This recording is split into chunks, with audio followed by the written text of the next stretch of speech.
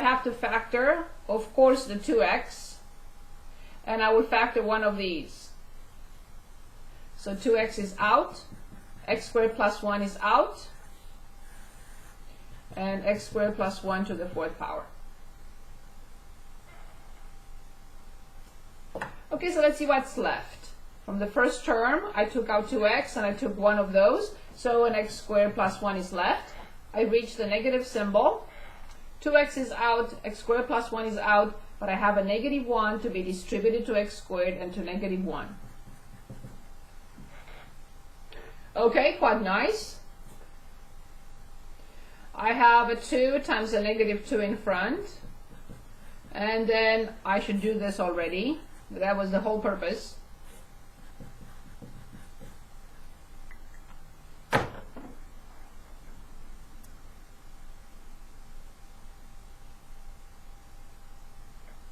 See how easy this became? It's not always the case though. Once I factored out the greatest common factor. Okay, so now we are back to our table.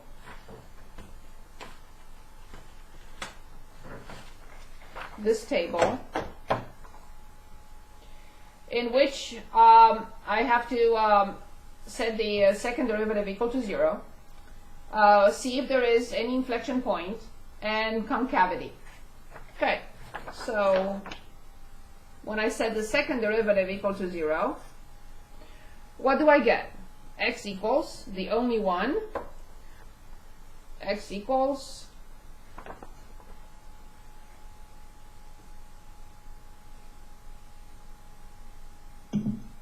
Thank you very much. So here's 0, 0. Again, I shouldn't do that. I don't want to cross it out, but you know what I mean. When it comes to studying the sign, this is always positive because it's x squared plus 1. The third power is not always positive, but because inside it's positive, I don't have to worry about any of this. I only have to worry about negative x. The sign of this will give us the sign here.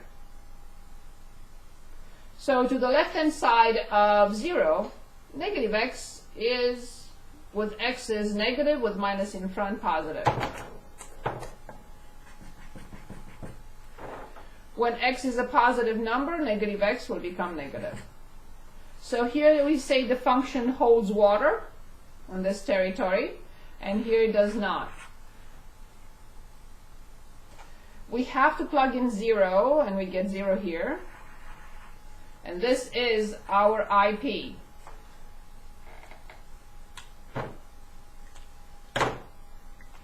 So this function has a local min, negative 1 comma negative 1/2, has an inflection point, 0 comma 0, and has a local max, 1 comma 1/2. It's concave up, holds water between negative infinity and 0, and it's concave down between 0 and infinity. I don't have to write it on the side unless you want to. On this problem, I'd like to just talk about one test that I never use, but you may be interested in knowing about it. I have to present it anyway, and you may like it and you may want to use it. Do not erase anything.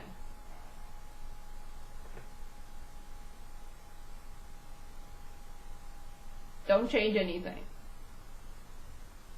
I'm doing this so I can explain this test. It's called the second derivative test.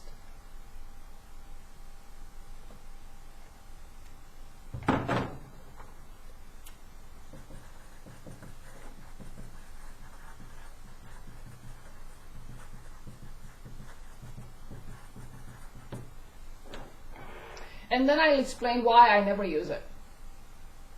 I use it to check, but I don't use it to make decisions with it. Okay, so let's suppose we determine the critical numbers, and you say, I don't want to study the sign of the first derivative, like we did. After we determined the critical numbers, we studied the sign of the derivative, and then we knew what was happening. Increasing, decreasing, max, min. Let's say we don't do that. And we move on to the second derivative. So the second derivative, we study it, we found that it's 0 at 0, and we study the sign. And now I'm asking you this. In this interval, where the function is opening upward, there is a critical number at -1. What type of point could that be? So between -infinity and 0, the function holds water, and somewhere in that interval, there is a critical number. What kind of point could -1, -1/2 be? That's it. Therefore, we immediately conclude from here. And I'll do that in a minute. So the reason why I don't like this is because if I have a mistake here, I will carry the mistake in the second derivative. So it's possible that I may mess it up. Not necessarily. I mean, I don't have anything against it. But I like to study the sign and make sure that these two rows work well together before I move on to the second derivative. So I know that what I did is correct. And then have to go back and correct after the second derivative that could be possibly wrong. So it's up to you. I'm going to put it in writing in a moment. So now let's analyze this side. Here the function does not hold water. And somewhere inside the interval 0 to infinity, there is a critical number. What type of point could that be? Local max. Local max. So therefore, I know the signs, positive, negative. So this is the second derivative test, and I'm going to write it. It's up to you. You can use it if you like. I'm not going to test you on that. You can just use it to check. So very easy to check now, right? So if you want at the end, when you finish with the second derivative, you will say, wait a minute, let me check. What do I check? So if the function opens downward and there is a critical number inside that interval, well, this must be a local max. Okay, that's fine. I got it correctly. Here, the function holds water. There is a critical number somewhere in that interval. Obviously, it has to be a local min. And I move on. Okay, so let's write it down.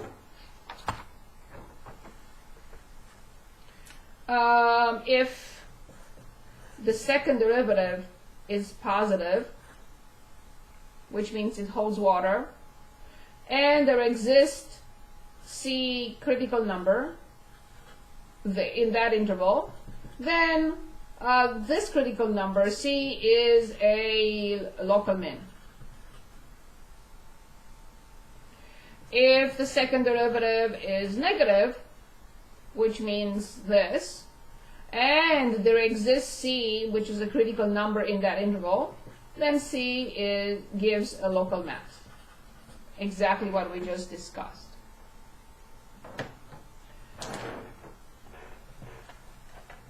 Now let's go back to choosing some other problem. I like to choose another problem.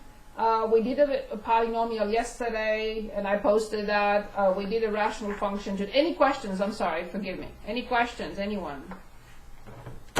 Any questions?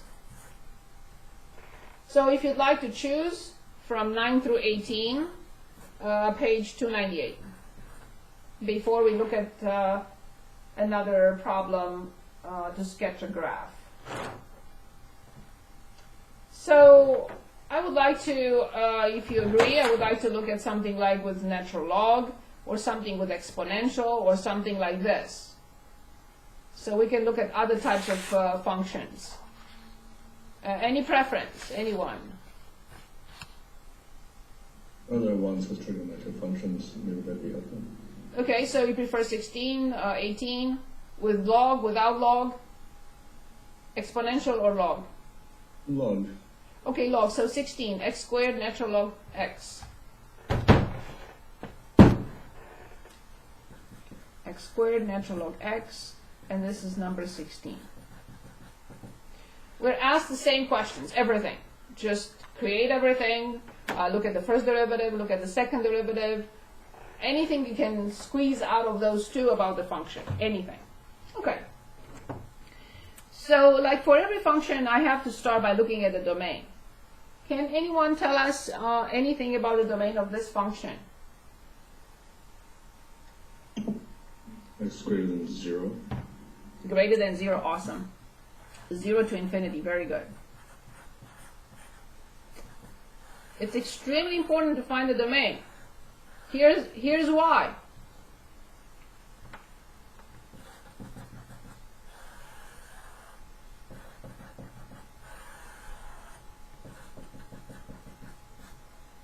First derivative function, second derivative. You can, some of my students rearrange this in the way you like. It's up to you. Use any table, this one or another. Doesn't make any difference. Okay. So, first of all, I see that when I plug in 1 in natural log 1 is 0 times x squared, which is 1 squared with 0. So I do have this. I know the function is undefined at 0, and so will its derivatives. Nothing. Undefined. So I do have to determine this, and I have to determine this. And this time, for this function, we could have done it here as well. Maybe we should go back and graph this function as well. I would love to do that for this function. Okay, so after we finish this, I'd like to go back and graph, because we know everything about the function. So we should graph it. We'll come back to it. But we'll graph this one. Okay, so I have to determine this limit, and I have to determine this limit. Well, let's see. Limit from x squared natural log x as x approaches infinity. I need help here. Where does this go? And where does this go? And what is the answer? Infinity. Very good. Perfect. Everything goes to infinity. Infinity times infinity is infinity. Now I have to determine the limit as x approaching 0 from the right of x squared natural log x.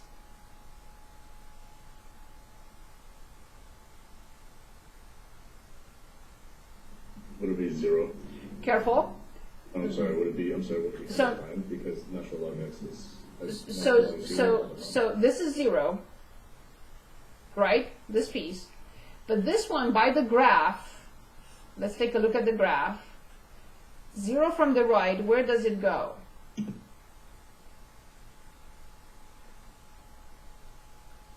Zero from the right. The sign is not important. Positive or negative infinity is not important. 0 times infinity.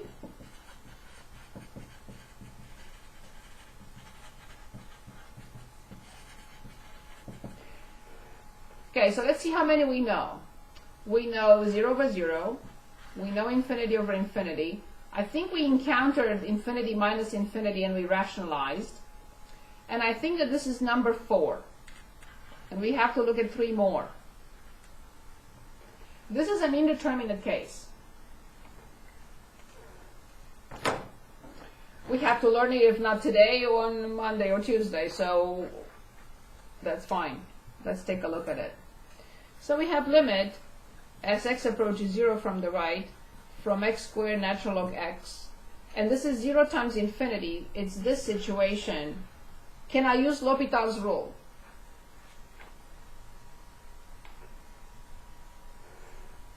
No. No. No L'Hopital's rule.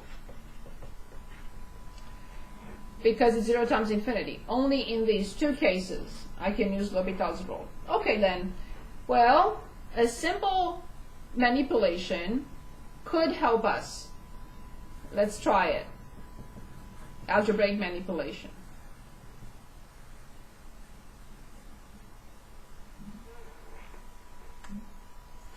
Now, do we agree that these 2 functions are the same?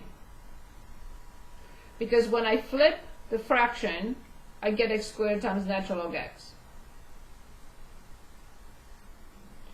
But what happens now, I have infinity over infinity. And that's all I wanted. Because once I have infinity over infinity, I can use L'Hopital's rule. So then limit x approaches 0 from the right. The derivative of the top is 1 over x. The derivative of this is x to negative 2, and when I differentiate it, I get negative 2, x to negative 3, or negative 2 over x to the third. I will flip, because I'm dividing a fraction from the top, times x cubed divided by 2 with negative. When I simplify, I get negative x squared over 2. It doesn't matter, when x approaches 0, this is 0. I cannot conclude. You will see later on, 0 times infinity could give us e, or whatever else. But in this case, it is 0. Because we are left with negative x squared over 2, which is 0, when x approaches 0. Okay, we're going to come back in the next section. Next section is full of all this. And 4.4, that's what we're going to do. More of these kind. Okay, so now I'm finally ready for the first derivative. So f prime. X squared prime 2x times natural log x plus x squared times 1 over x.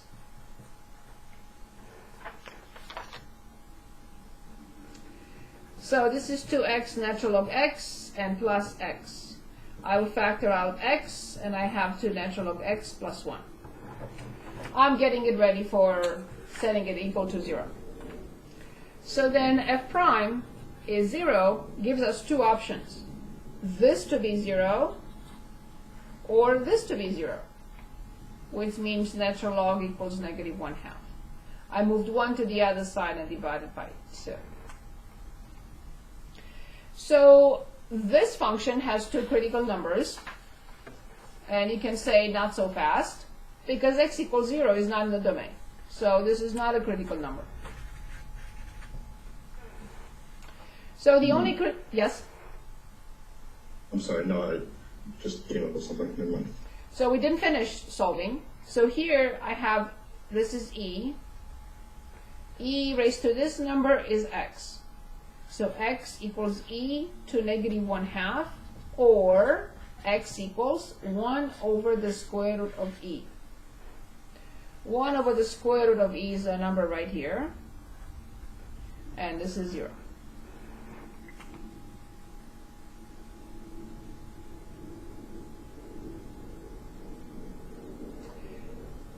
Any questions so far? Now I have to study the sign. I have to study the sign here and here. So I'm going to plug in 1 to study the sign on this side. 1, this is 0, so it's positive. Then on this side, I have to plug in something like 1 over e squared. So the first derivative of 1 over e squared, which is smaller number than this. So it's here. The x will be 1 over e squared. And then 2, natural log of this will be times negative 2 and plus 1. So negative 4 plus 1 is negative 3. Negative 3 over e squared is exactly what I expected, negative. Now I need to determine this value.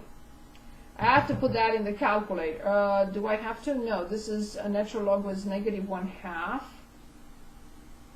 Could you please move page 6? Yes, yes. Yes. So I have to determine this value. So let's see if we can do it by hand. If not, we can punch it in the graphing calculator. So f of, what was it, e, 1 over the square root of e. So we get 1 over e in front times negative 1/2. So negative 1 over 2e.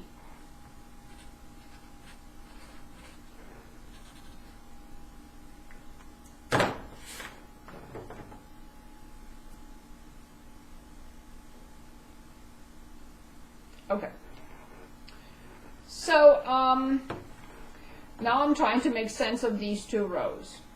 From 0 to negative 1 over 2e, the function is decreasing, and that is supported by the sign of the derivative. From negative 1 over 2e to 0, the function is increasing, and that's supported by the sign of the first derivative, and so is over there.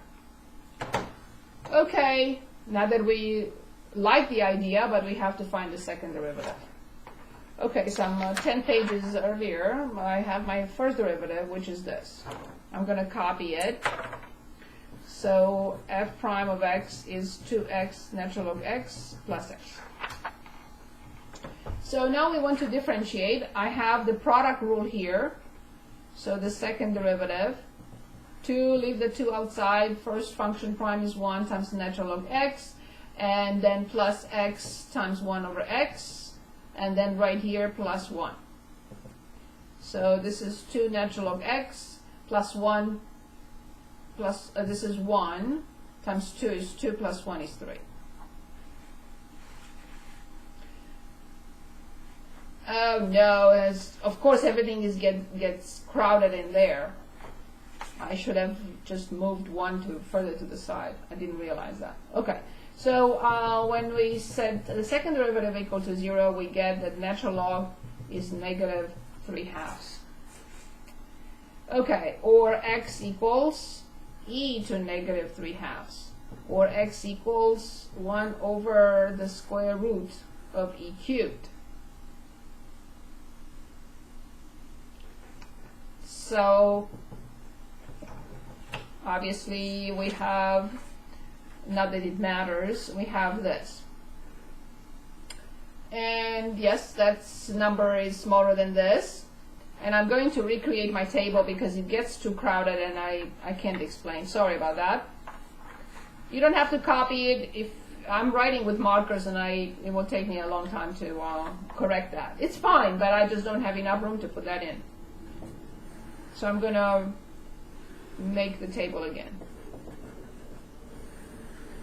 in which I'm going to put 0 here, and I'm going to put 1 here, because I need 1 over e the square root of e, and I need 1 over the square root of e.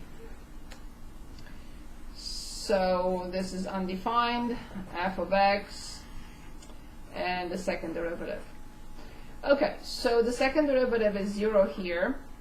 We had 0 here, we had 0 here, we had positive, and we had negative. This was negative 1 over 2e, and now I need to determine this. So natural log is negative 3/2, right? So I just need to calculate this this point here, the y value. So we had the function was x squared natural log x. So when I plug in f 1 over the square root of e cubed, what do I get? I square this, so I get 1 over e cubed, and this is times negative 3/2. So negative 3 to e to the third.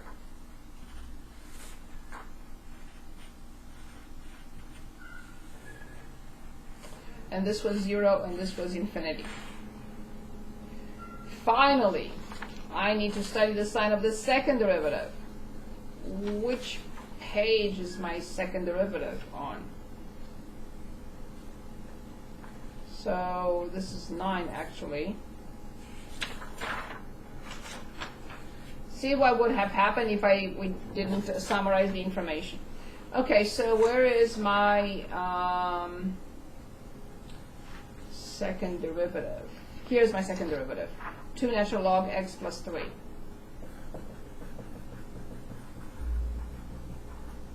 Okay, so if I plug in 1, I get positive.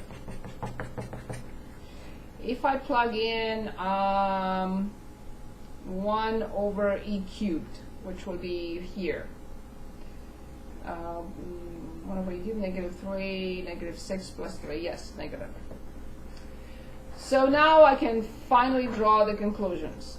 Yes, I will have to approximate these and these when I plot, when I graph, because I have no idea what that is, how small it is.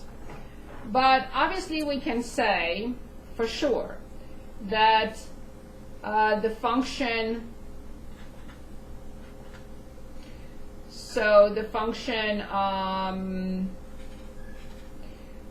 goes from negative to positive at this point, so obviously this is a local minimum. And this is an inflection point because the second derivative opens downward, opens upward, so this is our inflection point.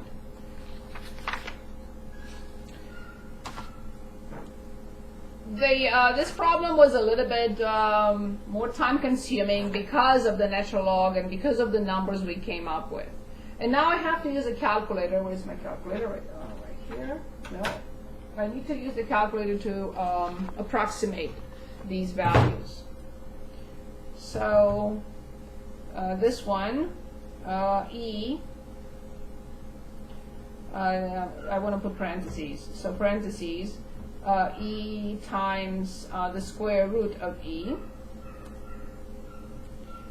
and close the parenthesis and power -1, and I got 0.22, so I'm going to write that this is 0.22. Then the square root, again with parentheses, the square root of E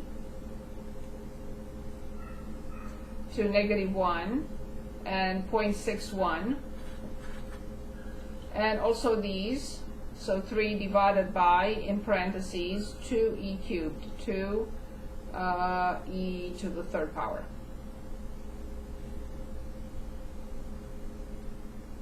Three divided by that, correct.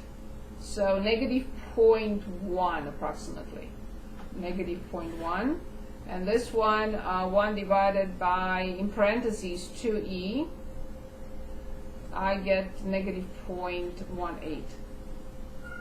Only because we decided to graph the whole thing, which is a very good practice to do. And then we'll go back to the other one, and I'd like to graph it as well. Okay, so let's graph it.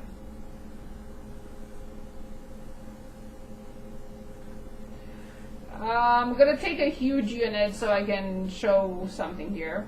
So this is 1, and 0.22, so -0.1, -0.18. So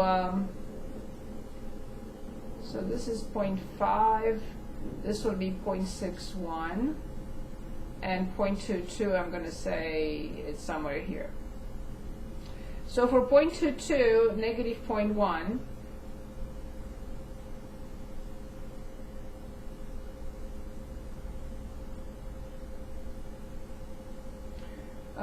then opens up, goes to a minimum, and that's 0.61, -0.18. So it's somewhere here. So the function has an inflection point at this point, and it has a minimum, local minimum here, and it crosses here. So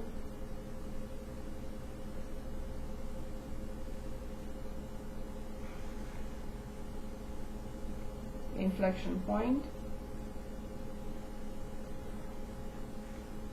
So this is the function f of x, x squared natural log x.